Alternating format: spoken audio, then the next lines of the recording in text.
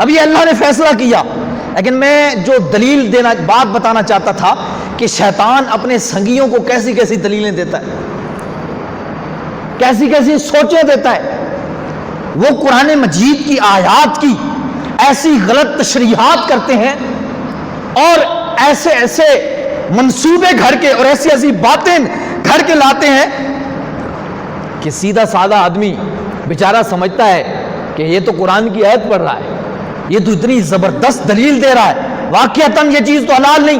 اب یہ جو لوگ ہیں جو کہتے ہیں کہ قرآن مجید کے اندر اللہ نے فرمایا حرمت علیکم المیتۃ والدم ولحم الخنزیر وما اہل بہ لغیر اللہ، تم پر مردار حرام، خون حرام، خنزیر کا گوشت حرام، اور جس چیز پر اللہ کے غیر کا نام آ گیا وہ بھی۔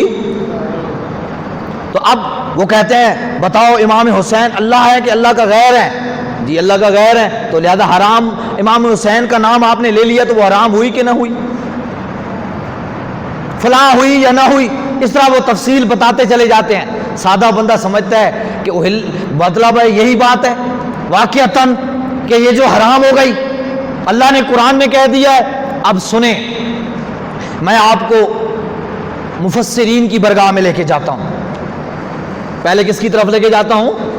مفسرین کی، جنہوں نے اس قرآن کی، کیونکہ اس اختلافی معاملے کو چھوڑ دیں، نہ میں اپنے بزرگوں کی بات کرتا ہوں نہ کسی اور کے بزرگوں کی بات کرتے ہیں، کیونکہ وہ کہیں گے اگر میں اپنے کسی عالم کی بات کروں گا تو وہ کہیں گے یہ تو تمہارے عالم ہے، اور ان کی طرف چلتے ہیں جنہوں نے رسول اللہ کے در سے تفسیریں لی ہیں، وہ اس کی کیا تشریح کرتے ہیں، وہ اس کا کیا مطلب لیتے ہیں۔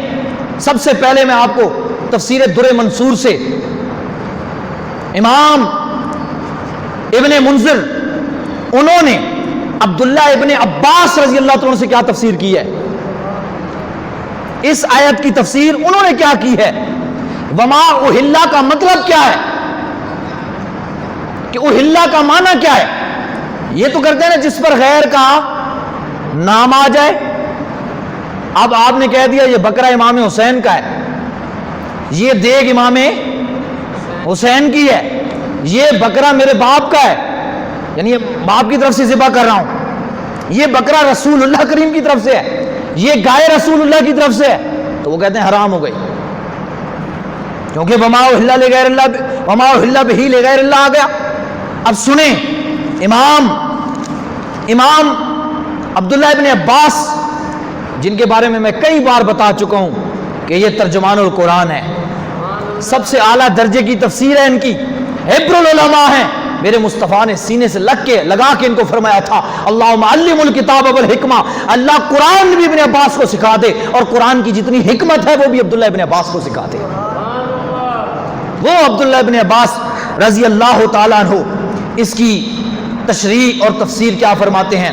آپ فرماتے ہیں کہ وما اہلا قال ذبیحا، دو لفظوں میں بات ختم، ایک ہی لفظ میں بات ختم۔ کیا فرمایا؟ ذبیحا۔ اہلا کا معنی کیا کیا بھائی؟ اب پہلے میں آپ کو ایک چیز بتاؤں، اہلا عربی والے کہتے کس کو ہیں؟ اہلا یہ ہے حلوے والی کے ساتھ نہیں ہے، ہے جو دو آنکھوں والی ہوتی ہے نا، جس کو ہم کیا کہتے ہیں؟ ہاں، دو آنکھوں والی۔ تو ایک ہاں ہوتی ہے حلوے والی، وہ تو نہیں بھولنی چاہیے تھی نا ٹھیک ہے، ہاں حلوائی ہے، ہاں حلوائی والی، وہ ہاں نہیں ہے، یہ وما اہلا، اہلا ہاں ہے، ہاں دو آنکھوں والی۔ اس کا عربی میں مطلب کیا ہے؟ بچہ پیدا ہوتا ہے نا، بچہ جن کے نہیں ہے اللہ تعالیٰ ان کو عطا فرمائے، بچہ پیدا ہوتا ہے تو جو ہی بچہ پیدا ہوتا ہے تو وہ آواز نکالتا ہے، اُواں کرتا ہے، تو اسی کو عربی والے احل الصبیو کہتے ہیں، احل الصبیو، یعنی جس سے نشانی ہو جاتی ہے کہ یہ بچہ زندہ ہے، یعنی جو پہلی آواز بلند ہوتی ہے، آواز بلند کی جاتی ہے، یعنی بلند آواز کو، اونچی آواز کو، آواز کے اونچا کرنے کو کیا کہتے ہیں عربی میں؟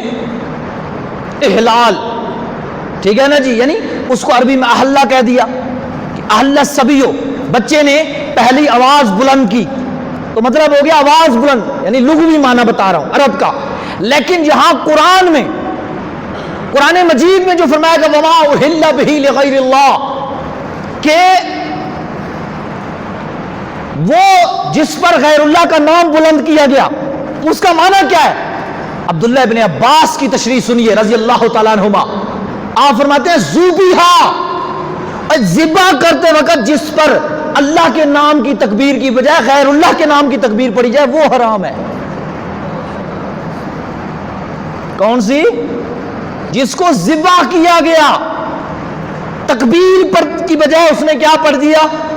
مثلا بسم اللہ اللہ اکبر کی بجائے اس نے کیا پڑھا؟ بسم محمد، بسم حسین، بسم حسن، بسم فلاں. بسم اللہ نہیں کہا، اللہ کے علاوہ کسی اور کا نام لے لیا تو وہ کیا ہو گیا بھائی؟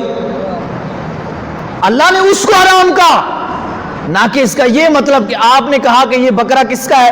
امام حسین کا، اور ذبح کے وقت آپ نے تکبیر خدا کی پڑھی تو آپ کہیں جی یہ غیر اللہ کے نام کے ہو گیا، یہ سور کی طرح حرام ہو گیا. معاذ اللہ ثم معاذ اللہ. کتنی غلط تشریحیں لوگ کرتے ہیں، کس طریقے سے.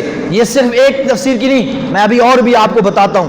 اس تفسیر جلالین کے اندر جائیں تو یہی اس آیت کی انہوں نے تفسیر کی، اے ذبیحہ علی اسم غیرہ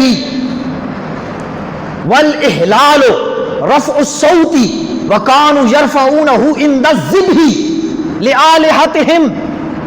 مشرکوں کا طریقہ کیا تھا؟ کافروں کا طریقہ کیا تھا؟ مکہ کے کافر جو تھے ان کا طریقہ کار یہ تھا. تفسیر جلالین کے اندر یہ بات موجود ہے. اس آیت کی تفسیر کے اندر انہوں نے لکھا ان کا طریقہ یہ تھا کہ جب وہ جانور ذبح کرتے تھے تو ذبح کرتے وقت کہتے تھے بسم اللہ، بسم العزا، بسم الحبل، یعنی بتوں کے نام لیتے تھے. جو ان کے بت تھے، لات کے نام، منات کے نام، فلاں عزا کے نام، فلاں کے نام سے وہ لیتے تھے، بلند کرتے تھے. اور اس ذبح کے وقت غیر اللہ کا جو نام لیا جاتا تھا اللہ نے اس کو حرام قرار دیا اور فرمایا فَقُلُوا مِمَّا ذُكِرَ اسْمُ اللَّهِ عَلَيْهِ. جس پر ذبح کے وقت اللہ کا نام لیا گیا ہے اس کو کھاؤ، وہ تو حلال ہے، اس کو اللہ نے خود حلال قرار دیا ہے. کسی کے حرام کرنے سے تھوڑا حرام ہوگا. اور تفسیر مدارک اٹھائیں، تفسیر روح المعانی کے اندر، تفسیر کبیر، تفسیر بغوی، تفسیر ابن کثیر. تفسیر ابن کثیر یہ ان کی مستند تفسیر ہے، ان کے محبوب عالم ہیں، ان کے بڑے ہیں، ان کی زبان سے بھی سن لیں. وہ کہتے ہیں کذالک حرم علیہم ما اہل بہ لغیر اللہ وہو ما ذبح علی غیر اسمہ تعالی من الانصاب والانداد والازلام ونحو ذالک مما کانت الجہلیۃ ینحرون لہ. امام ابن کثیر جو ان کے بہت بڑے امام ہیں وہ بھی اس آیت کی تفسیر میں لکھتے ہیں کہ وما اہل بہ کے لغیر اللہ کا یہ مطلب نہیں کہ کسی جانور پر آپ نے کہہ دیا کہ یہ غوث اعظم کے نام کا ہے، یہ فلاں بزرگ کے نام کا ہے، یا کسی دیگ کے اوپر یہ کہہ دیا کہ یہ دیگ امام حسین کی ہے یا میرے باپ کی ہے یا دادا کی ہے یا فلاں کی ہے تو وہ حرام ہو گئی. فرمایا اس کا مطلب یہ ہے ما ذبح علی غیر اسمہ تعالی، کہ ذبح کے وقت تکبیر اللہ کی نہ پڑی جائے، کسی غیر اللہ کی پڑی جائے، اللہ کے غیر کی تکبیر پڑی جائے. اب اس سے واضح کوئی اور چیز ہو سکتی ہے؟ وہ کہتے ہیں آگے خود فرماتے ہیں کہ بتوں کے نام کی انصاب، انداد، ازلام، یعنی جن کو وہ خدا کا شریک بناتے تھے ان کے نام کی تکبیر پڑھتے تھے اور کہتے تھے جہلیت میں یہی طریقہ ذبح تھا. زمانے جہلیت میں یہی طریقہ ذبح تھا. اللہ نے اس طریقہ ذبح کو حرام قرار دیا اور اپنے محبوب کو بھیجا کہ جاؤ میرے محبوب جا کے ان کو بتاؤ ذبح کے وقت اللہ کے غیر کا نام نہیں لینا، ذبح کے وقت میں خدا وحدہ لا شریک کا نام لینا ہے وہاں پہ. اب یہاں ایک مسئلہ بھی سنیے.